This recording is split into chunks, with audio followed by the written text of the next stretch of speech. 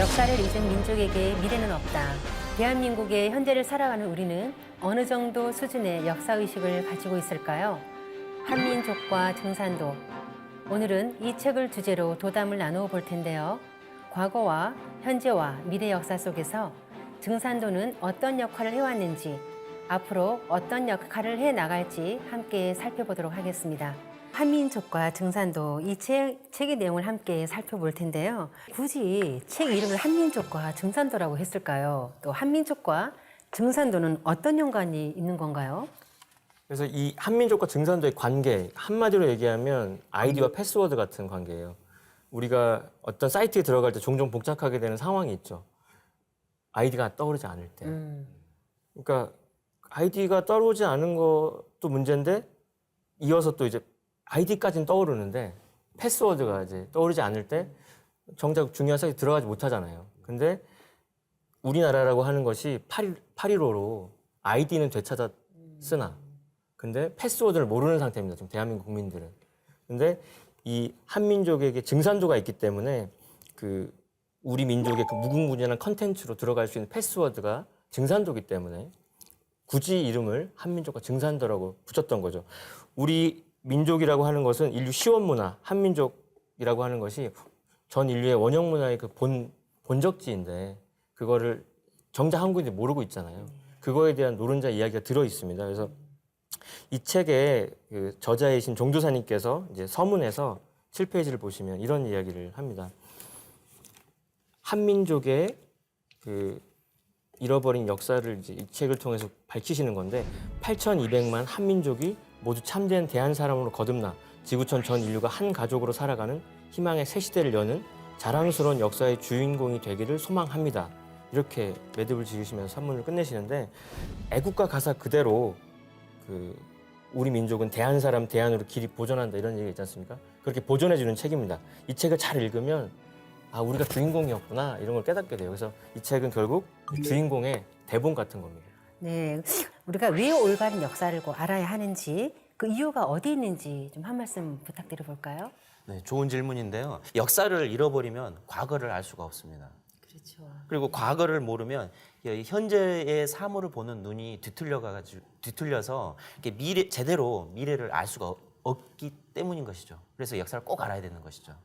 예를 들면 그러니까 노를 저어서 앞으로 나가려고 할 때는 항상 뒤를 보고 노를 저어야 배가 앞으로 나가는 것처럼 그 현재와 과거의 그 어떤 역사를 알지 못하면 미래 문제를 전혀 풀어낼 수가 없는 것이죠. 방향타가 틀려져 버리는 거거든요. 예, 또 우리가 이제 자식을 낳으면 자식들에게 이름을 지어주고 또 커가면서 그다음 본관이 어딘지 또 성씨에 대한 어떤 예화 같은 것들을 들려주지 않습니까? 예, 그런 것들을 알려줘야 그 자식이 그 가족으로서의 구성원으로서의 정체성을 찾는 것처럼 이 민족, 이 영토를 살고 있는 우리 국민들에게 올바른 과거의 역사를 알려줘야지 자신의 어떤 민족의 정체성을 되찾게 되는 것이죠. 역사를 제대로 안다는 게 정말 중요한 것이 정체성의 문제까지 이제 연관이 된다는 거예요. 그죠? 정말 실감나는 말씀인 것 같습니다. 네, 그래서 우리나라는 예로부터 이게 그 대한민국이라는 어떤 역사를 봤을 때 외세의 침탈, 그다음에 외세의 침략으로 인해서 많은 역사들이 왜곡 날조가 돼서 심지어는 말살까지도 됐었죠. 그렇죠. 예, 그러다 보니까 이 나라를 떠나서 자기 가정에서조차도 정체성을 잃어버리게 된 것입니다. 그래서 올바른 역사를 이렇게 알려주지 않으면 모든 것을 잃게 되는 거거든요. 그래서 역사를 잃고서 영토를 보존하고 지킨 민족은 지금까지 없었습니다. 그래서 올바른 역사관을 확립함으로써 민족의 정체성을 찾아주고 올바른 미래의 어떤 그 세계관, 지혜를 갖게 해주는 거죠. 역사는 그렇다면 그 민족에게 무엇인가요? 역사는 민족 정신이죠. 그래서 이 역사는 민족의 자취와 정신이기 때문에 분리될 수가 없는 것입니다. 그래서 역사와 민족 정신은 결코 분리가 될 수도 없을 뿐더러 이게 분신체와 같은 존재거든요. 그래서 역사를 올바른 시각에서 적극적인 자세로 이렇게 파악하지 못한다면 반드시 역사적 그 잘못된 역사관 논리를 가진 사람들에게 부안해동을 당하게 되는 것입니다. 그래서 이 민족적 자존에 또 손상을 입게 되고요. 그러면서 이렇게 민족 역사와 문화에 대한 자부심과 같은 권위가 없으면 외부 침략에게도 쉽게 당할 수가 있게 되는 것이죠. 사람도 정신이 잘못된 사람이 있는 것처럼 민족도 그 민족의 정신인 역사를 잃어버리면 정말 혼 빠진 민족이 아닌가 하는 우리가 그런 말을 가끔씩 쓸 때가 있잖아요. 정말 그 역사의 중요성을 실감나게 이렇게 설명을 해 주셨습니다. 이 책의 서론에 있는 내용을 소개해 드리면요. 모든 생명은 뿌리 기운으로 태어나 매 순간 뿌리 기운으로 살고 열매를 맺습니다. 따라서 뿌리를 부정하는 것은 생명의 근원을 거부하고 잘라내는 일입니다. 그것은 결국 소멸이 있을 뿐입니다. 라고 이렇게 뿌리의 소중함을 일깨워주는 말씀인데요. 국가와 민족의 뿌리는 결국 역사이기 때문에 역사를 잃어버린다는 것은 민족의 폐망과 직결되는 문제라고 생각을 합니다. 이 책의 서두에 보면 동북아는 지금 역사 전쟁 중이라고 되어 있는데요. 구체적인 어떤 말씀이신가요? 지금 이제 동북아시아가 뜨거운 감자죠. 굉장히 많은 위험 요소들을 안고 있고 동북아에는 한국을 중심으로 중국과 일본이 이렇게 자리 잡고 있는데 예전부터 아주 역사의 뿌리 시간 때부터 이 셋은 치열한 각축을 벌였습니다. 그 챔피언 벨트는 우리 한민족이 천자국으로 갖고 있었는데 중국하고 일본이 그걸 뺏어오려고 갖은 애를 썼던 거죠. 근데 한 번도 제대로 가져온 적은 없어요, 실제로. 그런데 후에 이제 역사를 조작하는 과정에서 그걸 다시 가져오기도 하고 유물도 조작하고 그래서 우리가 그 천자국의 그 타이틀 매치를 계속 해오는 과정에서 이제 근대로 넘어오는 이제 상황이 됐는데 근대의 시작 또한 서양에서 말하듯이 서양에서 시작된 게 아니라 알고 보면 동양의 그 동학에서 얘기하는 다시 개벽을 선포하는 시간 때부터 이제 근대가 본격화되기 시작하는데 그것마저도 지금 왜곡되고 지금 우리가 고대뿐만이 아니라 근대 사건이 다 지금 어그러져 있습니다. 그러다 보니까 지금 여러 가지 문제가 얽혀서 복잡한데 지금 이 책의 저자이신 우리 종도사님께서는 이 역사 전쟁이라는 걸 선포하시면서 어떻게 실마리를 풀어나가야 되느냐를 가지고 이제 이 책을 끌어나가시는 것 같습니다. 그 동북아의 세 나라 한중일 삼국이 그 고대로부터 천자국을 자칭해 왔다. 그런 과정에서 우리나라 역사가 왜곡되기 시작했다. 이제 이 말씀이잖아요. 심지어는 왜곡된 고대사로 인해서 근대사까지 왜곡됐다는 그런 말씀인데요. 그런데 위에서 말한 천자국이라는 뜻은 무엇인가요? 말 그대로 보자면 천자국이라는 것은 하늘의 나라 그리고 천자의 나라라는 뜻인 거죠. 그러면 천자는 뭐냐? 그 하늘의 아들이라는 뜻이고요. 그래서 천자국의 그 통치자를 호칭할 때는 황제라고 하고 그 밑에 있는 제후국들을 왕이라고 합니다. 우리나라의 이 국호는 이렇게 황국, 배달, 조선, 그다음에 부여, 고구려, 대진, 고려 이렇게 조선, 대한민국으로 이렇게 이어져 내려오는데요. 이 국호만을 보더라도 아까 이렇게 저희가 설명을 드렸듯이 광명을 상징하거든요. 국호를 보면 황국 하면은 환이라고 해서 환하다. 아침에 해가 떠오를 때 환한 나라. 그다음 배달이라는 것은 밝은 땅. 이렇게 밝은 빛이 가장 먼저 비치는 땅이라는 의미가 되고요. 조선이라는 말은 조일 선명. 아침에 해가 뜰 때 가장 이렇게 밝고 선명하게 비치는 땅 또는 이제 조광 선수지 아침 해가 비치는 그 땅이다 고을이다라는 의미로 이제 써서 이제 조선이 된 것이죠. 또 부여라는 것은 아침 새벽녘에 그 해가 떠오를 때 뿌옇게 올라온다라고 하는 또 광명을 뜻을 하고요. 대진국이라고 하는 것은 그 큰 대자에 동방진자 그러니까 가장 뭐 그 동방의 해가 가장 먼저 뜨는 나라. 그리고 이제 고려라는 말은 이제 그 앞에 이제 대진국 앞에 고구려가 있었죠. 고구려는 이 고대 광야라고 해서 높고 아름답고 맑게 빛나는 땅이다. 그리고 이제 고구려를 계승한 이제 대진국 다음에 고려. 이 고려는 이 고구려를 이어받았다라고 해서 고려인 거죠. 그다음에 조선은 또 아까 이야기했던 당군 조선을 계승한 이어받은 나라 이름을 그대로 써서 조선이라고 이렇게 하는 것입니다. 대한민국은 뜻은 이제 더 깊은 뜻이 있지만 단어적인 뜻으로만 보면 이 황국과 그러니까 하늘 광명, 땅 광명을 환단이라고 하는데 그 꿈을 이루는 인간 광명, 인광명을 한이라고 합니다.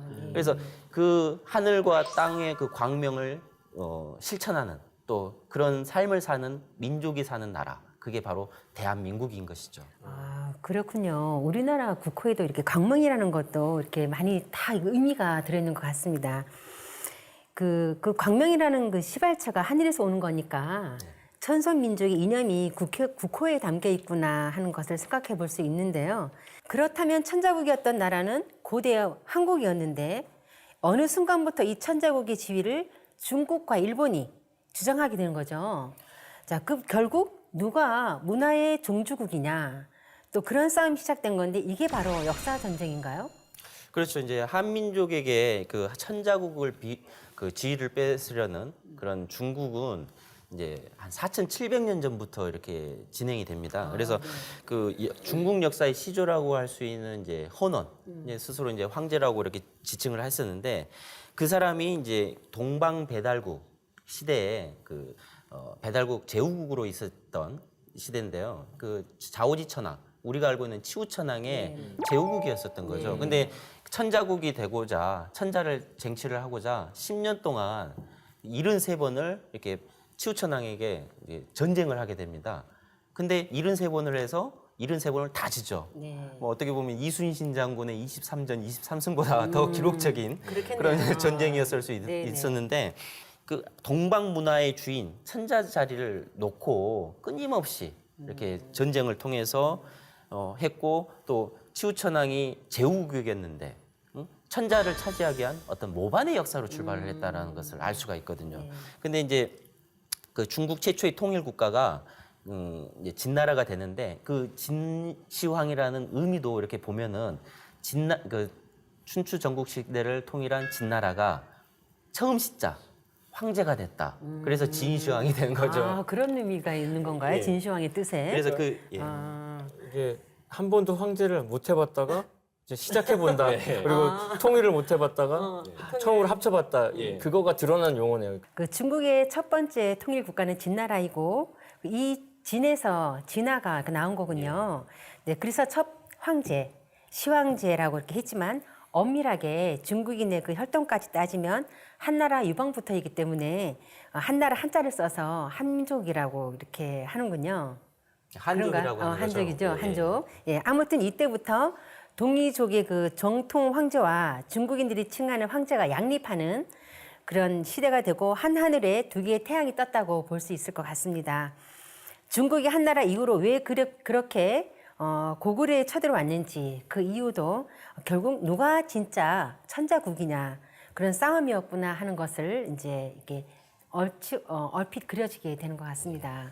중국에서 일본으로 한번 넘어가 보면 일본의 원래 이름은 네. 외인데 그들이 일본이라고 이름을 칭하게 됩니다. 일본의 뜻은 일출지본, 해가 떠오르는 근본이라고 아주 어마어마한 이름을 쓴 건데 그렇죠. 중국이 진화, 가지에서 그 중국이라고 중심자리로 차지한 것처럼 용어를 그렇게 좀 차용한 거죠. 근데 그들의 저희가 뭐냐면 동방 광병문화의 주인이 되고 싶다. 우리나라 고려라는 뜻이 고구려에서 왔으니까 우리나라는 이제 영어에서도 코리아가 고려에서 온 것처럼 광명의 뜻이 녹아든 이제 명칭인데 그걸 뺏어 오겠다는 어떤 저희가 있는 건데 언제부터 그렇게 됐냐면 670년 부터 이제 일본이라는 말을 저희가 쓰게 된 일본이 660년에 이제 나당 연합군에 의해서 백제가 멸망하죠. 친정집이 멸망하고 나니까 일본이 이제 선긋기를 이제 시작하게 됩니다. 그래서 일본의 작업은 역사를 조작하는 것부터 시작이 되는데 그 외왕이었던 존재가 천왕으로 바뀌죠. 그리고 자생 왕조사로 만들기 위해서 백제와의 그 연을 끊기 위해서 그러니까 712년에 고사기를 써요. 그 다음에 720년에 일본 서기를 쓰기 시작하는데 그로부터 이제 만세 일개 일본의 왕가가 만세 동안 한 계통으로 내려왔다라는 그 사상을 확정짓게 되죠. 그래서 한민족을 제치고 이제 세계 문화의 근원으로 자기들이 나서기 위한 전략을 짜게 됩니다. 그게 어찌 보면 동북아 역사 전쟁의 시작점이 될 수 있게 됐죠. 결국 중국과 일본의 입장에서는 자기들이 천자국이 되기 위해서 진짜 천자국이었던 우리 한국의 역사를 왜곡하고 말살할 수밖에 없는 그런 이유가 되는 것 같습니다. 네, 그러면 우리 한민족의 역사가 왜 이렇게 왜곡이 되었는지 살펴보았으면 하는데요. 그러면 중국은 동북공정이라는 역사 왜곡을 지금 하고 있지 않습니까? 어떻게 왜곡을 하였고 우리가 꼭 알아야 할 중대한 내용이 있다면 어떤 것이 있을까요? 1970년대 이후에 우리 한민족의 고대 영토였고 활동지였던 중국 만리장성 밖 요령성 일대에 아주 놀라운 발굴이 있었어요. 그 세계 역사를 다시 써야 될 정도라고 하는 거슬러 올라간 9,000년 전까지도 거슬러 올라간 유물들, 이른바 이제 홍산 문화 유적들이 발굴이 됩니다. 그거를 발굴한 중국은 이제 놀라기 시작해요. 일단 자기들 건 아닌 것 같은데 자신들이 이제 중화 최고의 어떤 그 문명을 끌고 가는 이야기를 만들려면 그 유적을 자기들 역사로 만들어야 되겠다는 이제 야심을 품고 2001년부터 탐원 공정, 뿌리를 이렇게 파헤치는 공정을 진행하면서 동북지방, 중국의 동북지방 그쪽의 역사를 다 중국 역사를 편입시키는 동북공정을 2002년도부터 시작을 하고 2007년도에 이미 끝난 사건인데 그간의 프로젝트 속에서 그 고구려랑 우리가 발해로 알고 있는 대진의 역사를 중국 내 소수민족의 역사로 편입시키고 거기서 발굴된 유물들은 죄다 이제 당나라 유물로 만들어 버립니다. 근데 그 유물들을 보면 한족 양식하고 전혀 다르거든요. 근데도 불구하고 자기들은 억지 논리로 그쪽 지역은 요하 문명론이라는 이유로 당군조선까지도 자기네 역사로 이제 끌어들이고 그렇게 따지면 지금 펼쳐지고 있는 대한민국의 역사도 중국사거든요.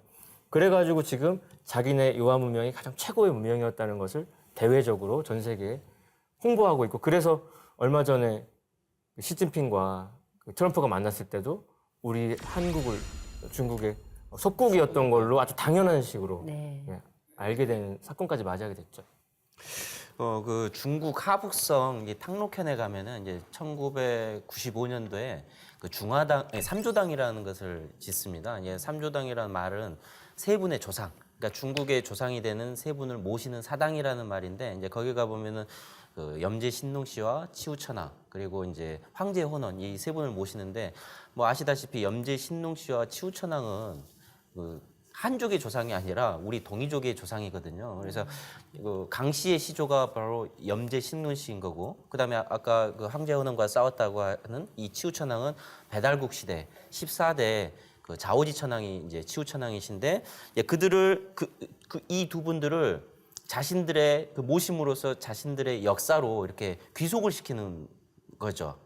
이제 그리고 또 신농 씨, 염제 신농 씨는 과거에 보면은 중국인들이 그 우두 인신이라고 해가지고 머리는 소고이고 몸은 인간. 그다음에 그 태오보키 씨는 인두 사신이라고 해가지고 머리는 사람인데 몸은 뱀. 그리고 치우천왕은 이 도깨비라고 하면서 이렇게 신화를 그렸던 인물이죠. 왜 신화를 그렸을까?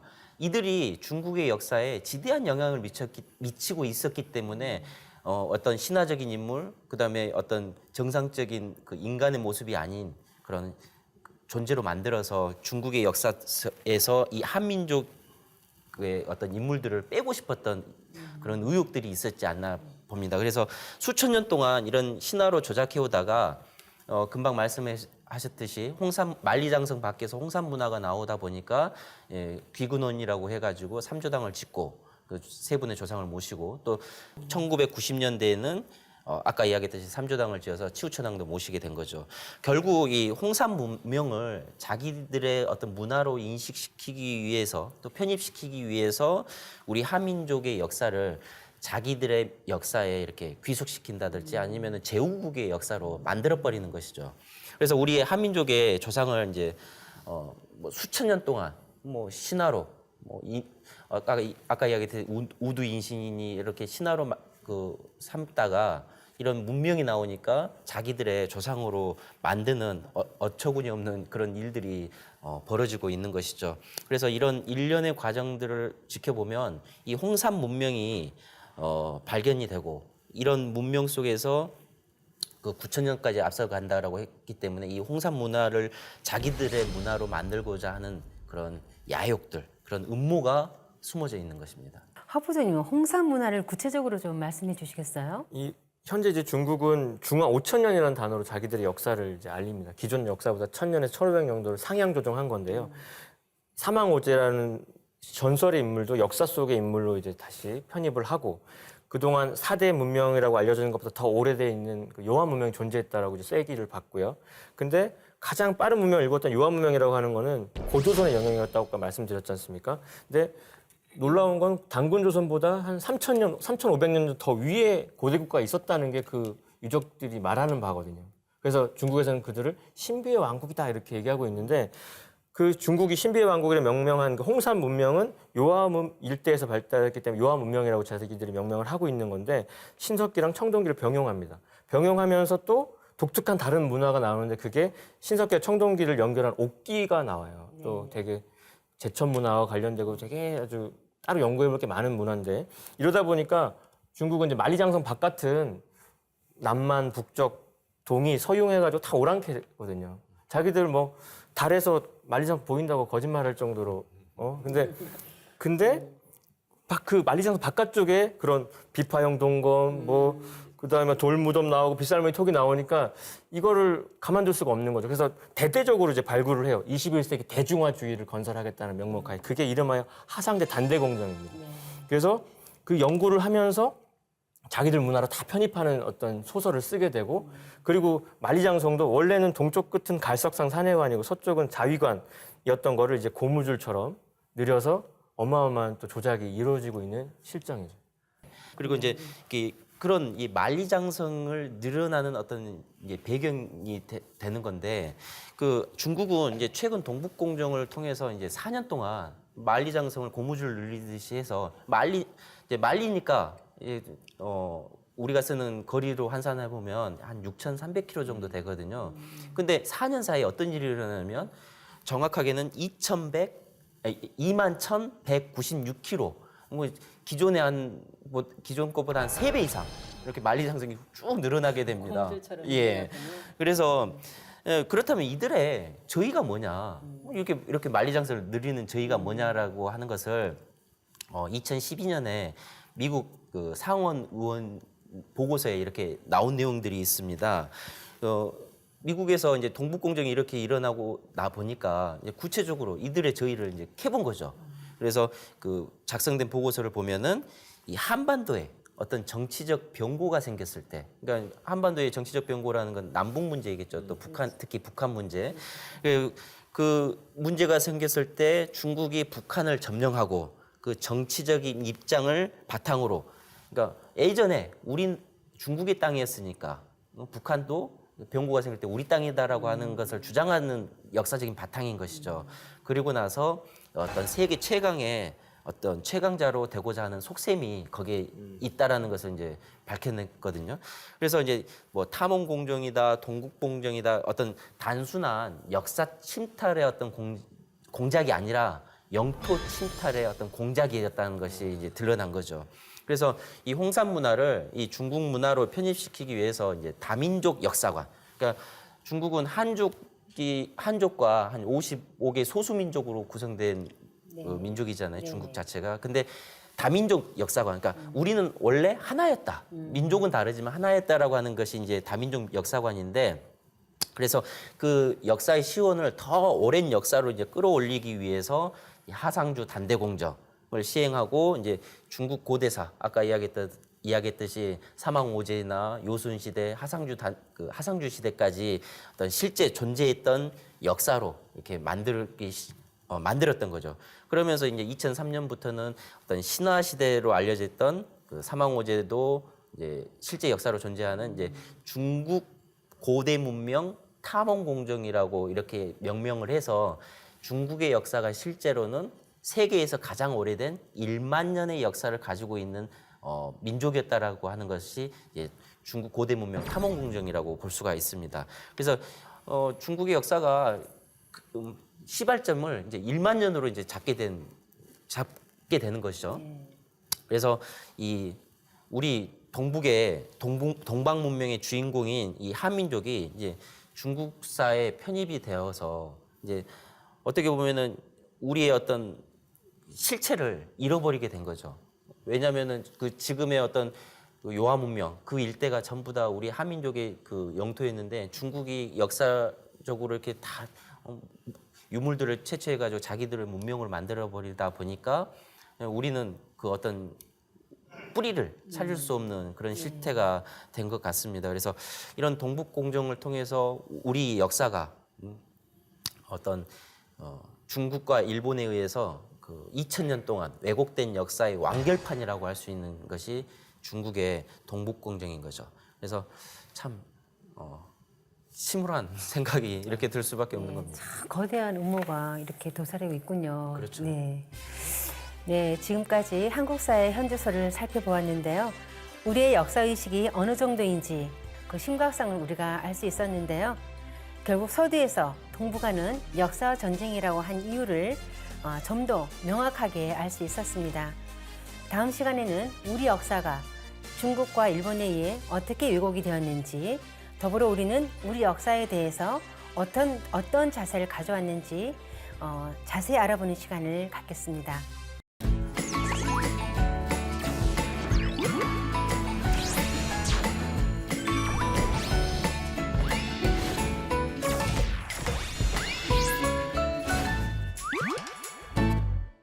이번 시간에는 우리 역사가 중국과 일본에 의해 어떻게 왜곡이 되었는지, 더불어 우리는 우리 역사에 대해 어떤 자세를 가져왔는지 함께 알아보는 시간을 갖겠습니다. 오늘도 윤영희 수호사님, 하민석 보정님 자리해 주셨습니다. 안녕하세요. 안녕하세요. 윤영희 수호사님, 예. 지난 시간에 동북아는 역사 전쟁 중이라는 내용으로 살펴보았잖아요. 예. 그런 올바른 역사를 세우고자 하는 인식이 부족한 것도 참으로 애석한 일인 것 같아요. 네, 맞습니다. 등잔 밑이 어둡다고 우리나라 사람들은 잘 모르는데 이제 해외에 나가신 동포분들은 다 애국자가 되지 않습니까? 그렇죠. 외국에 살다 보면 그런 거 많이 느끼시나 봐요. 그래서 그 외국에 특히 미국에서 교과서에 실려 있는 한국사의 실체는 뭐냐면 그냥 4세기 초에 한반도에 이렇게 국가가 들어섰다는 거예요. 그래서 그 미국의 3대 교과서 중에 하나인 그 글렌코 맥그로힐에서 간행한 세계사 책에는 기원전 109년 경에 겨우 한국은 중국의 지배를 벗어났다. 그리고 4세기경이 되어서야 신라, 뭐 백제, 고구려 3국이 이제 조선에 이렇게 생겨나게 됐다라고 이제 이야기가 되고 있습니다. 근데 109년 이전 역사에 대한 언급이 전혀 없고요. 그 다음에 한국 역사는 중국의 식민지로 출발했다고밖에 얘기를 안 하니까 사실 이게 미국이 배우고 있는 한국의 이제 역사의 실체죠. 우리 역사가 중국의 식민지에서 출발했다? 정말 황당함을 넘어서 막 분노가 이렇게 치밀어 오르는 그렇죠. 마음이 막 생겨요. 맞아요. 예, 외국에서 살면 왜 우리가 대부분 애국자가 된다 그러잖아요. 네.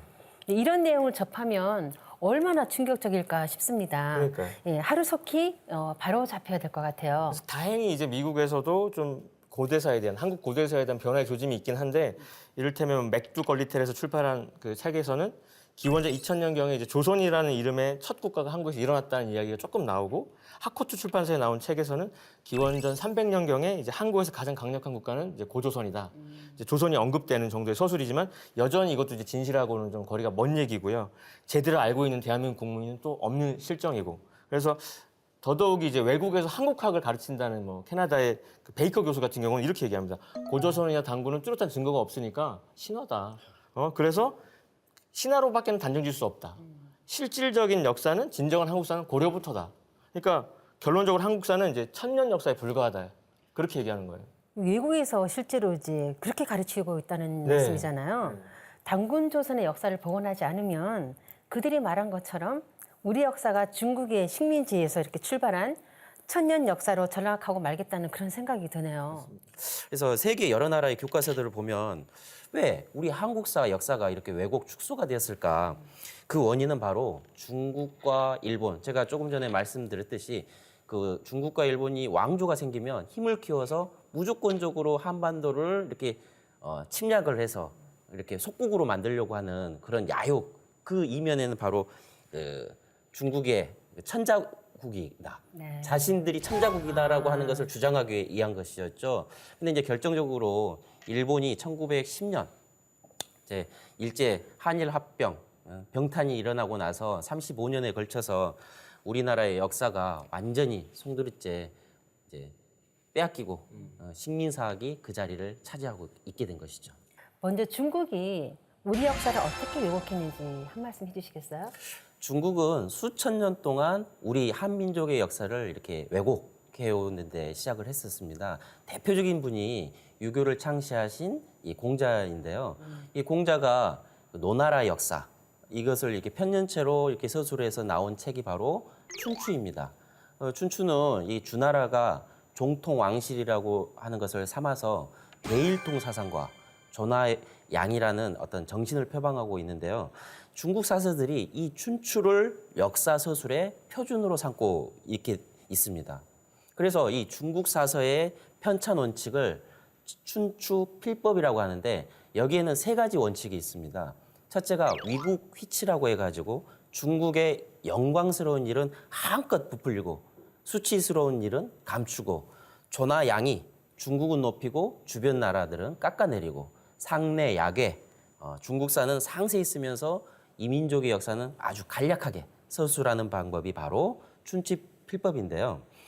중국이 천하의 중심이라는 이 중화주의 그런 중국이라고 하는 중심의 나라라고 하는 이런 사상을 가지고 역사서를 이렇게 쓰는 이 춘추필법에 있다 보니까 이 사마천 사기를 쓴 사마천 이후에 그런 모든 사서들이 춘추필법에 의존을 하고 있고 역사를 기록한 결과 동북아의 어떤 문명이 주체했던 한민족의 역사는 이 중국 변방 오랑캐의 역사로 이렇게 서술이 되고 있다는 것이죠. 그래서 중국의 자신들의 역사가 이 동이족으로부터 비롯되었는데도 불구하고 이런 춘추필법의 역사법을 기록법에 의해서 동이족의 어떤 역사는 감추고 자신들의 어떤 천자국이다라고 하는 역사로 이렇게 중심에 서게 된 것이죠. 그렇다면 어떻게 이렇게 역사를 왜곡해서 기록했는지 구체적인 예를 좀 듣고 싶습니다. 한민족과 증산도 이렇게 35페이지에 보면은 이렇게 여러 가지 내용이 있는데 이제 첫 번째로 나온 내용이 하나가 있습니다. 그것이 이제 보면은요. 중국은 역사서를 비롯한 모든 문헌에서 동방 문화의 주인인 한민족의 나라 이름을 아예 밝히지 않았습니다.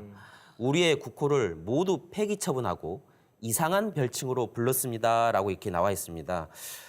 우리 한민족의 국호는 황국, 배달, 조선 이렇게 광명의 이름으로 이렇게 이어졌는데 중국 사서들에는 이런 이름은 전혀 없습니다. 구이, 이해, 직신, 숙신, 맥 등 짐승이나 오랑캐라는 의미로의 이름을 다 기록하게 하고 있는 것이죠. 그 단군 조선이 어떤 천자국 또 그 중심 국가였기 때문에 제후국이었던 그런 나라에서 조선을 아련하려고 오고 그리고 공물을 이렇게 바쳤던 것이죠. 근데 이제 역사적으로 중국이 이런 내용들이 너무 수치스러웠던 것이죠. 지나고 나 보니까 그러다 보니까 그 역사서에 조선이라는 나라 이름을 아예 삭제를 시켜버리고 동물이나 짐승 같은 그런 또 오랑캐라는 뜻의 그런 나라 이름을 이렇게 명명해서 기록했던 것이죠. 그 공자의 춘추필법이 우리 역사를 왜곡하는 데 큰 영향을 끼쳤다는 걸 알았는데요. 그 중에서도 중국 역사서를 대표하는 사마천의 사기를 빼놓을 수가 없지 않습니까? 대표적인 내용이 사기에 이제 사마천이 쓴 사기 한민족과 증산도 36페이지에 이제 그 오제번개에 대한 내용이 나옵니다. 그 아래쪽에 나와 있는데요. 황제가 제후들의 군대를 징집하여 탕록에 들여서 싸워 드디어 치우를 사로잡아 주겠다. 이게 이제 금살치우라고 하는 내용인데요. 네. 이 주장은 너무도 터무니없는 내용입니다. 이게 중국에 의해서 왜곡되고 날조된 내용인데 진짜 역사는 이제 당시 황제헌원이라고 하죠. 그 황제헌원은 치우천왕 잘 아시겠지만 우리가 월드컵 때 붉은 악마라고 하는 그 상징이 예. 바로 치우천왕 또는 자오지천왕이라고 그렇죠. 하거든요. 예. 이거 자오지천왕인데 그분이 통치하에 있던 이 황제헌원. 그러니까 황제헌원은 서방의 일개 제후국에 불과하지 않았었거든요. 근데 이제 이 배은망덕하게도 이 천왕이신 천자국의 황제이셨던 이 치우천왕의 어떤 그 자리를 탐해서 천자가 되려고 하는 그 야욕, 그 욕심 때문에 이제 이른바 어떻게 보면 쿠데타를 일으킨 거죠. 그렇네요. 그래서 이 탕록에서 10년 동안 73번을 싸워요. 근데 73번 전패를 당하는 게 이제 황제 헌원이었습니다. 근데 사마천의 사기의 어떤 기록에는 정반대로 이렇게 금살치우다, 이렇게 치우천왕을 잡아 죽였다라고 이렇게 기록이 되어 있는 것이죠. 그것은 이 중국 역사의 시조인 헌원을 천자, 즉 이 동북아 이 일대의 주도권자로 이렇게 내세우기 위해서 또 중국의 어떤 시발점, 출발이기 때문에 그 천자의 나라로 만들고자 하는 의도가 명백히 여기에 드러나 있는 것이죠. 그렇죠. 그래서 이제 지금으로부터 이제 4,700년 전이에요. 그러니까 치우천왕이 누구냐? 그 배달국의 14대 환웅이신 자오지 천왕이신데 그때가 이제 배달국이 초강대국이 됩니다. 그 유망이 다스리던 신농국이 좀 쇠퇴하면서 거기를 쳐들어가요. 그래서 뭐 우리가 알고 있는 산동성, 강소성, 안위성들을 다 배달국의 영역을 확보를 하고 그 다음에 그 모반을 꾀했던 그 황제원원을 10년간 전쟁으로 응징을 하고 그리고 그때 이제 수도도 옮기게 되는 거예요. 그 백두산 신시에서 청구라고 하는 요즘 지역은 대릉하 유역인데요. 거기로 옮기면서 배달국의 전성기가 이제 시작이 되는 거예요. 청구 시대가. 그래서 당시 사람들은 치우천왕 하면은 간담이 서늘한 겁니다. 그래서 예를 들면은 병법의 시조로까지 이제 추앙을 받게 되죠. 우리가 제나라의 그 왕으로 봉해진 주나라 개국공신 강태공도 병법의 중시조라고 우리가 언급이 되는데 그렇죠. 이 강태공은 제나라 왕이 된 다음에 치우천왕을 병주 그래서 병법의 어떤 그 주님으로 모시고서 제사를 올려요. 그리고 유방이 치열하게 싸워가지고 나라를 통일하지 않습니까? 유방도 그러면 어떻게 해서 그러면 그 수도 진나라의 수도 함양을 평정하냐면 치우천왕한테 제사를 지내고 나서. 아, 그런가요? 네. 그러니까 천하를 얻은 다음에는 이제 장안에다가 치우 사당도 지어놓고. 그래서 지난 시대의 그 중국의 풍습이라는 것이 10월만 되면 치우천왕 능에서 제사 지내는 거예요. 그럼 그 제사를 지내면은 그 진홍색 어떤 비단 같은 기운이 뻗쳐 오르는 게 있었다고 해요. 그래서 그거를 이제 치우기다라고 할 정도로 그러니까 우리 동이족의 조상님인데 중국에서도 흠모하는 그런 한류 스타였다고 볼 수 있는 거예요. 아, 좋은 표현인 것 같아요. 근데 지금 중국은 그런 우리 문명을 비약시켰던 아주 도약시켰던 태호복기 씨랄지 염제 신농 씨랄지 치우천왕을 꺼다가 우리들의 조상님을 꺼다가 자신들의 조상으로 다 만들어놨어요. 중화 삼조당이다. 근데 왜 그러냐면 중국의 어떤 탐험 공정의 일환으로 우리 고대사를 완전히 제거하고 이제 말살하려고 하는 아주 악독한 의도가 있는 겁니다. 근데 우리는 그걸 꿈에도 모르고. 정말 한숨이 저절로 나옵니다. 참 역사를 알고 들어가면 답답하고 한숨이 나오고 합니다. 그 배달의 천자였던 그 치우천왕을 자신들의 조상으로 모신 것은 다시 어떤 그런 가짜 천자 행세를 하겠다는 속셈이 깔려 있다고 볼 수 있겠어요. 그렇습니다. 그러니까 이 중국이 이 가짜 천자국 행세를 한 것이 그 역사가 오래됐는데요. 이제 대표적인 것이 또 사기에 나오는 기자조선설입니다. 그 기자조선설은 이 사기 봉기에는 이 조선이라는 호칭을 전혀 쓰지 않는데 이제 제후국의 역사라고 이제 세가라는 게 있습니다. 세가에 보면은 봉 기자의 조선이다. 기자를 조선에 봉했다라는 이제 구절이 나오는데 이 중국 사가들은 이 조선의 역사가 약 한 3,100년 전에 이 중국의 제후였던 국이었던 이 기자조선이 바로 기자조선설로 이렇게 해서 단정짓고 있는 것이죠. 그래서 이런 기자조선설은 중국 기록에도 여러 가지 모순된 내용이 많이 있기 때문에 이것은 말할 것도 없이 억지 주장인 것이거든요. 그래서 이 기자조선이 한민족사를 그 출발부터 바로 중국사에 예속된 그런 나라였다. 그런 속국이었다라고 하는 것을 주장하기 위한 역사 왜곡 발조라고 이야기할 수가 있습니다. 그렇다면 이미 그때부터 자신들을 천자국으로 그리고 원 천자국이었던 우리나라를 제후국으로 왜곡시킨 거네요. 그래서 그 중국의 전 총리였던 주은래도 네. 이렇게 고백을 양심선언을 한 적이 있어요. 중국 역사학자들이 고대사를 이렇게 어떨 때는 왜곡도 하고 심지어는 조선족을 기자조선이라고 말도 더 씌우기도 했는데 이거는 명백한 역사 왜곡이다. 그러니까 이렇게 솔직히 말하는 지성인도 사실은 있습니다. 중국이 우리 역사를 왜곡한 것은 그것 말고도 무수히 많이 있죠. 네, 또 한 가지를 예를 들 수 있는 것이 이제 상고사 일부에 그 위만 정권이라고 할 수 있는데 이제 위만 조선이다라고 해가지고 이렇게 정의하는 그런 역사 왜곡된 역사가 있습니다. 한마디로 말하면 위만은 위만 조선이 아니라 위만 정권 그 배은망덕한 어떤 표상이 바로 위만이라고 할 수가 있거든요. 네. 그러니까 이제 위만은 원래 연나라 그 왕 노간의 부하였었는데 이 한고조 유방이 이제 나라를 세웠는데 이제 돌아가시고 나서 그 이후에 여태우가 왕권을 잡아가지고 이제 숙청에 들어갔을 때 위만이 이제 피신을 하기 위해서 상투를 틀고 조선인 양 가장을 한 예, 건가요? 그렇죠. 예, 조선인 양 가장을 해서 지금의 이제 번조선 이 번조선에 이렇게 거짓 투항을 하게 됩니다. 그러니까 이제 그 거짓 투항을 했을 때 이제 준왕이 그쪽 번조선의 왕이셨는데 그 위만을 받아서 이렇게 따뜻하게 대해줬더니 1년도 안 돼가지고 힘을 세워서 이른바 이제 쿠데타를 일으켜가지고 이 준왕이 계신 왕검성을 차지하게 됩니다. 이 단군조선을 이 정통 계승한 게 바로 이렇게 위만조선이라고 이렇게 중국에서는 왜곡을 하고 있는데 그것 또한 날조 왜곡된 역사인 거죠. 그러니까 중국이 말하는 우리 한민족의 뿌리는 이제 기자조선인 거고 일본은 또 위만조선을 얘기하는데 말씀하신 그 이야기가 그대로 이제 강조가 되는 건데 둘 다 보면은 어쨌든 조선은 오랑캐 나라인 거를 중국은 부각시키고 싶고 일본은 자기 나라 역사보다 짧은 위만의 역사를 갖다 대야지 자기들이 좀 뭔가 트라우마가 벗겨지니까 그런 느낌이 드는데 그러니까 근데 문제는 그 일본이 부각시킨 위만조선이 광복 한 70년이 지난 대한민국의 국사 교과서에 버젓이 이렇게 살아있고 그걸 외우고 이거 시험 문제에 우리가 나오고 있다는 거죠 그게. 심각한 문제죠. 그게. 심각하죠 예. 그게.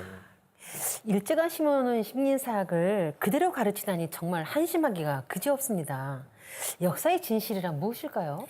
그러니까 이 단군조선을 계승한 나라는 위만조선이 아니라 서기전 239년에 해모수 단군이 세운 북부여입니다. 진조선과 번조선, 막조선 이렇게 해서 3조선으로 구성된 것이 단군조선인데 그 중앙정부에 해당한 나라가 바로 이렇게 만주 일대 진조선인 거거든요. 근데 위만이 이 강탈한 지역은 번조선이었기 때문에 단군조선을 계승한 것은 이 만주 일대였던 이 북부여가 종통으로 이렇게 계승한 것이지 일제나 중국에서 말하는 그런 조선이 어떤 기자조선부터 이어지는 어떤 종통의 우리의 그 국통이 아니라는 것입니다. 예, 그렇다면 중국이 우리 역사를 어떻게 왜곡했는지 알아보고 있는데요. 그중에서 빼놓을 수 없는 것이 한사원설이지 않습니까? 학교 다닐 때 그 의미가 무엇인지도 모르고 이렇게 무조건 외웠던 기억이 납니다. 근데 저도 이 한사고 나면은 시험 문제로 항상 나왔던 것 같아요. 네. 뭐 지도로 맞아요. 나온다든지. 예. 그래서 이제 그 내용의 핵심을 보면 한민족의 역사는 서기전 108년 전 이렇게 한무제가 이렇게 한반도 평양 주변에 설치한 사군 낙랑, 임둔, 현도, 진번의 어떤 지배를 받으면서 시작되었다. 즉 한민족의 역사는 중국의 식민지로 시작됐다는 것이 이 한사군설의 핵심이거든요. 결론부터 말씀드리면 일제 식민사학자들이 이렇게 심어놓은 명백한 이것도 왜곡, 날조된 역사인 거죠. 사마천의 사기에서도 이 한무제가 조선을 평정하고 사군을 설치했다고 했을 뿐 사군의 어떤 구체적인 내용에 대해서 아무런 언급도 없을 뿐더러 위만의 손자였던 이 우고를 멸한 한문제는 이 군대를 모아 이 사군을 설치하려고 이 만주 지역에 있는 이제 북부여를 공격하게 됩니다. 그때 이제 우리의 구국의 영웅이었던 동명왕, 뭐 역사 왜곡된 부분에면 동명왕이 주몽성제로 그렇죠. 잘못 알고 있는데 네. 동명왕은 주몽성제가 아니라 고도막한이거든요. 이 고도막한이었던 이 동명왕에 의해서 이 북부여를 공격했던 한무제 군대가 멸하게 되고 이렇게 국통이 이렇게 이어지게 된 것입니다. 그래서 이 내용은 이 환단곡이 북부여기를 보면은 자세하게 이렇게 나와 있거든요. 네, 그렇군요. 그러니까 그럼 한사군이 그 우리 나라에 있는 것이 지금 우리들한테 어떤 의미가 있을까를 좀 생각을 좀 해보게 되는데 지금 중국은 동북공적으로 만리장성 평양까지 갖다 놨고 네, 맞아요. 치우천왕은 자기 조상으로 가져갔고 근데 그 근거로 드는 게 한국 학계에서 한사군을 평양에 두지 않았냐 이렇게 얘기하고 있거든요. 그러니까 북한 정권이 이제 위태로울 때 병고가 있을 때 거기에 진군할 수 있는 진주할 수 있는 어떤 정당성을 확보하기 위한 명분을 확보하기 위한 싸움으로 인식을 해야 그 한사군 설의 어떤 저희가 더 명확히 드러나는 게 있습니다. 지금 일본은 독도를 자기네 섬이라고 얘기하고 임나 일본부도 지금 다시 대두가 되고 있는 중이거든요. 그러니까 지금 한반도를 둘러싸고 있는 그 강대국들은 조금의 근거라도 있으면 자국에 유리하게 이제 역사를 피는데 우리나라는 전혀 이제 그런 얘기를 하지도 않고 넉넉고 그냥 눈 감고 눈 뜨고 코 베인다고 할까요? 그러고 있는 거죠. 그러니까 역사적 자부심이 없는 국민한테 미래는 없는 거고 그럼 뭐 역사라는 것이 뭐길래 그러느냐? 그러니까 역사라고 하는 건 사실은 미래고 미래 권력인 거죠. 동북아는 역사 전쟁이라는 말씀이 이렇게 실감나는 그런 게 바로 여기서 느낄 수가 있는 것 같아요. 네, 말씀을 들어보니까 중국은 천자국인 한민족의 역사를 배제하고 그 자신들이 천자의 나라가 이제 되고자 끊임없이 역사 왜곡을 해왔다는 것을 지금까지 알았는데요. 역사를 바로잡지 못하고 답습하는 것이 우리에게 지금이 현실로 다가오게 된 것이 아닌가 합니다. 그렇다면 일본은 또 어떠한가요? 이제 우리가 일본의 역사를 왜곡했다는 말은 많이 들었는데요. 네. 그 실제 내용을 자세히 아는 분들은 없으세요. 그렇죠. 그래서 그 2012년에 일본의 중학교 교과서 새로 나와요. 새로운 역사 교과서로 나오는데 거기에 뭐라고 써 있냐면 4세기 후반 최초의 통일 왕조인 야마토 조정이 조선에 출병을 해가지고 한반도 남부의 임나, 지금 경남 지방에 영향력을 가졌다라고 이렇게 명시를 해놨습니다. 일본 교과서에서 중학생들은 그걸로 인식을 하고 있는 거죠. 그러니까 일본이 삼국시대의 신라 가야지를 정복하고 다스렸다는 내용. 그러니까 사실과 정반대의 내용을 국정교과서에서 가르치고 있다. 눈 뜨고 코 베가는 꼴 같아요. 꼭. 참, 일본을 우리가 가깝고도 이제 먼 나라라고도 하는데요. 정말 먼 나라가 될 수밖에 없는 것 같습니다. 삼국시대부터 우리나라가 일본의 식민지였다는 것은 정말 웃기지도 않는 정말 기가 막히고 허황된 얘기가 아닌가요? 자, 일본의 역사 왜곡 실태는 어느 정도인가요? 일단 일본이 한국 역사를 비틀기 시작한 거는 백제의 멸망과 맞물려 있습니다. 670년에 우선 나라 이름부터 바꿔요. 외에서 일본으로. 그죠? 네. 그다음에 자국 역사서를 그때부터 써내려 가는데 712년에 처음으로 나온 게 고사기고 720년에 일본 서기가 나옵니다.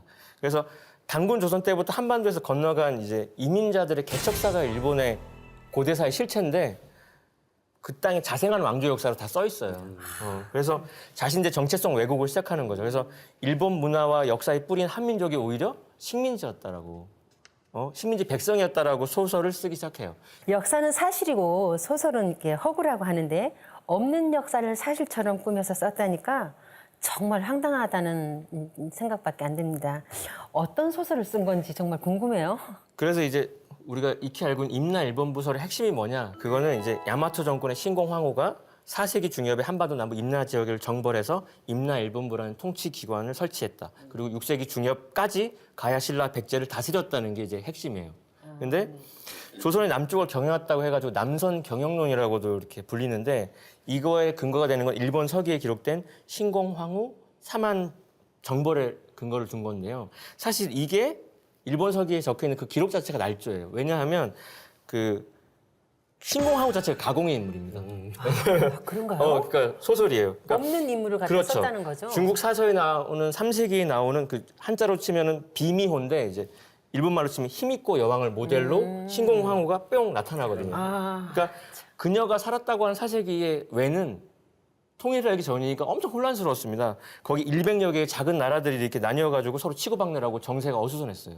근데 실존했다 하더라도, 신공황후가 실존을 하더라도 지금 집안이 어수선한데 어디 나가서 누굴 정벌하겠습니까? 그러니까 바다 건너 남은 나라를 정벌할 수 있는 그런 집안 사정이 아니었다는 거. 정말 소설을 썼네요. 지금 듣고 보니까. 저도 한 말씀 드리면 이게 말의 모순이 뭐가 있냐면 670년 7세기에 이제 일본 외에서 일본으로 이렇게 이름을 명칭을 바꿨잖아요. 근데 이제 그것도 이제 일출지본이라고 해가지고 태양이 근본으로 떠오는 나라라고 해가지고. 근데 이제 4세기에 금방 이제 신공황후 이야기하면서 일본부를 이렇게 임나 우리나라에 세웠다 그러면서 300년 차이가 나는 것인데 그거를 일본이란 이름도 없는데 일본부를 우리나라에 세웠다. 당신이 외웠는데 그렇죠. 임나 일본부라는 거잖아요. 그렇죠. 타임머신. 그래서 왜 그랬을까라고 생각을 해보면 그때부터 임나 일본부를 그 한반도 그 남부 쪽 이 삼도 경상도 일대에 일본부를 설치를 해서 너희들을 통치를 했으니까 그 이제 식민사학 이제 19세기 말부터 해서 이제 일제의 어떤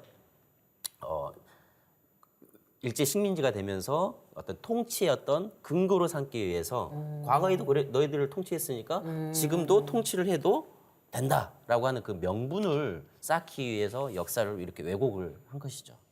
중국이 우리나라를 자신들이 식민지에서 출발했다고 조작하기 위해서 기자조선, 위만조선, 한사군서를 이렇게 만들어낸 것과 같이 비슷하다고 할 수 있을 것 같습니다. 그럼 역사 왜곡이 상당하게 이렇게 치밀하게 전개가 됐던 거네요? 네, 그렇습니다. 도쿄 제국대학 출신의 아주 일본 최고 브레인들을 이제 조선으로 데리고 와요. 그게 이제 1925년에 일왕의 칙령으로 조선사 편수회가 이제 발족이 되죠. 그러니까 조선사 왜곡 말살의 전담 기관이 이제 출범이 된 거예요. 그러니까 사실상의 수장, 그 고문 역할을 이완용이 맡습니다. 아, 그런가요? 네, 그래서 조선 총독부 직할 독립관청으로 승격을 시켜가지고 일제가 직접 관리를 합니다. 근데 조선사 편수회가 이제 식민사관에 충실한 이제 사서들 여러 개 발간하는데 가장 역점을 둔 게 조선사예요.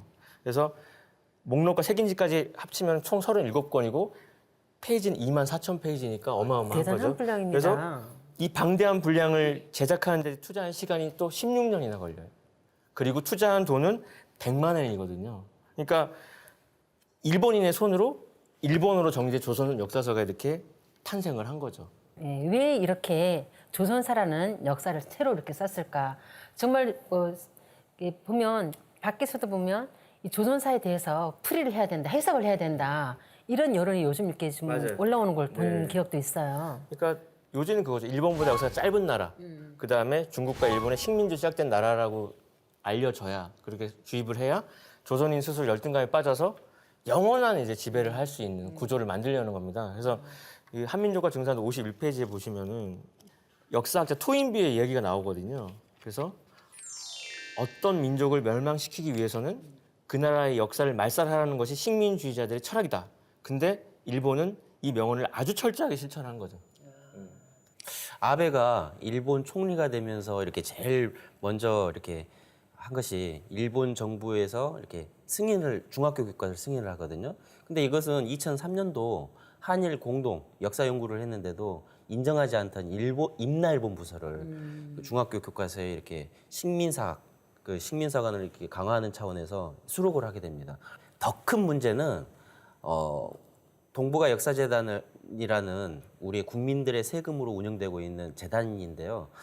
지난 8년간 47억이라는 그 돈을 들여가지고 동북아 역사지도를 만들었거든요. 근데 그 역사지도의 내용이 담기양이라는 중국 역사지리학자의 어떤 그 책을 표절을 해서 그 지도에 실었다는 겁니다. 또 이 독도 문제를 이렇게 독도를 그 지도에서 뺐다든지 또 이렇게 임나일본 보수를 또 연중에 이제 드러내면서 일본에 동조하고 있는 모습이 지금의 동북아 역사재단의 그 실태라고 할 수가 있죠. 역사는 과거사가 아니라 미래와 직결돼 있다는 것을 느끼게 되는데요. 그런데 이런 일본의 역사 왜곡이 지금도 거의 이렇게 해결되지 않고 있잖아요. 그죠?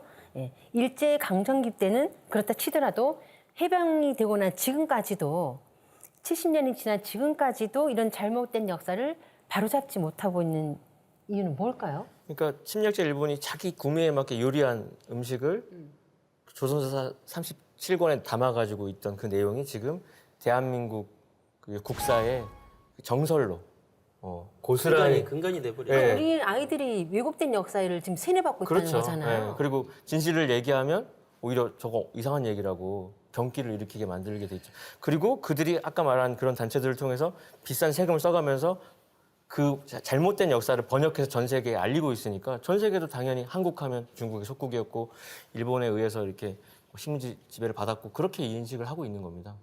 정말 가슴 아픈 일입니다. 생각할수록. 지금까지 말씀하신 부분에서 일본과 중국이 멋대로 한국사를 조작한 것보다 더 치명적인 것은 우리 스스로 그리고 우리 손으로 우리의 역사를 어둠 속으로 빠뜨린 것이 아닌가 합니다. 지금까지 우리 역사가 어떻게 왜곡이 되었는지 살펴보았는데요.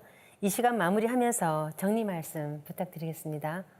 재미난 실험이 하나 있습니다. 그 디즈니랜드의 벅스번이라는 실험인데 2002년도에 워싱턴 대학교에 있는 엘리자베스 로프터스라는 심리학자가 실험을 하는데요.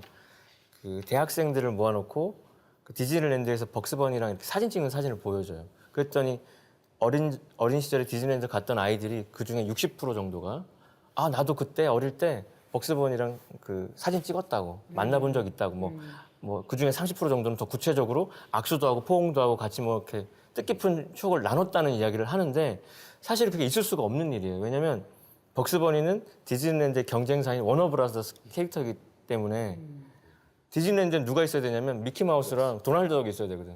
그러니까 그 실험을 통해서 그 교수가 밝히고자 했던 거는 인간의 기억이라고 하는 것이 거짓된 정보에 의해서 조작되고 그게 또 마치 내가 직접 겪었던 것인 양 각인이 돼버린다는 거죠. 근데 그게 지금 우리 역사에 똑같이 적용돼서 볼 수 있습니다. 지금 이 코리아랜드에 한사고는 없고 임나일보 없는데 지금 우리가 그거 있다고 배우다 보니까 당연히 있는 것처럼 알고 그게 없다 그러면 오히려 이상하게 이해하게 되거든요. 그러니까 이거를 밝혀줘야지만이 저는 이제 이번 세대를 살고 있는 우리의 어떤 책임을 다했다고 생각이 들어요. 그러니까 우리 아이들은 저희 자제들은 이런 거짓된 역사를 배워서는 안 된다. 저희 딸도 이제 아빠 왜 난 하씨야 이렇게 묻거든요. 이제 좀 크니까. 그러니까 우리 태상 전도사님도 역사를 가르치지 않는 것은 아이를 낳고 성을 알려주지 않는 거라고 말씀하셨잖아요. 그러니까 해외로 입양된 아이들이 다 성공을 거기서 하고서 굳이 와서 하는 일이 나를 낳아준 부모를 찾으려고 하는 거. 그 왜 그런 걸 하겠냐. 인간의 그거니까 역사를 왜 알아야 하느냐의 어떤 답은 인간의 본능인 거예요. 그렇죠. 내 뿌리를 찾고자 하는 마음. 네네. 도전해 보면 이때는 원시반본하는 시대라라는 상제님의 말씀이 있습니다. 바로 이 원시반본이라는 말은 시작 또 시온을 바로 알고 생명의 근원인 뿌리로 돌아가야 된다라는 말씀이거든요. 그래서 이 말씀을 통해서 인류의 어떤 뿌리 역사 또는 시온 문화를 바르게 헤아려서 그 근원을 바르게 알아야 근본으로 돌아가는 것이 아닌가 이렇게 생각을 하게 됩니다. 우리 생활 속에서도 또 동식물들조차도 이 뿌리를 찾아서 돌아가는 거거든요. 뭐 연어는 산란기가 되면은 자기가 태어났던 강을 그렇게 거슬러서 이렇게 올라가고 나무는 낙엽 기근이라고 해서 이 가을이 되면은 그 낙엽이 돼서 떨어지는 거거든요. 옛말에 이배기근이면 이달기지라는 말이 있습니다. 이 말은 뿌리를 잘 복돋아 주면은 그 뿌리 기운이 그 기운을 받아가지고 가지가 무성하게 잘 된다는 말이거든요. 그래서 뿌리인 조상을 잘 모시면 가지인 자손이 무성하게 잘 된다는 말씀입니다. 우주의 가을철을 맞이하는 이 시기에는 제 조상, 제 뿌리를 제대로 찾지 않고는 역사 속에 소멸되어 버릴지도 모릅니다. 그러기에 역사를 제대로 알 때 그때만이 밝은 미래를 건설할 수 있는 거죠. 미래를 구축할 수 있는 힘은 역사에서 나온다고 하죠. 그래서 역사는 미래학이라고도 하는데요. 밝은 미래를 여는 길은 역사 왜곡에 맞서 올바른 역사를 찾고 역사의 정의를 세우는 데 있다는 것을 알 수 있었습니다. 오늘 함께해 주신 윤영희 수호사님, 한민석 부장님 감사합니다. 지금까지 시청해 주신 시청자 여러분 고맙습니다. 다음 시간에 뵙겠습니다.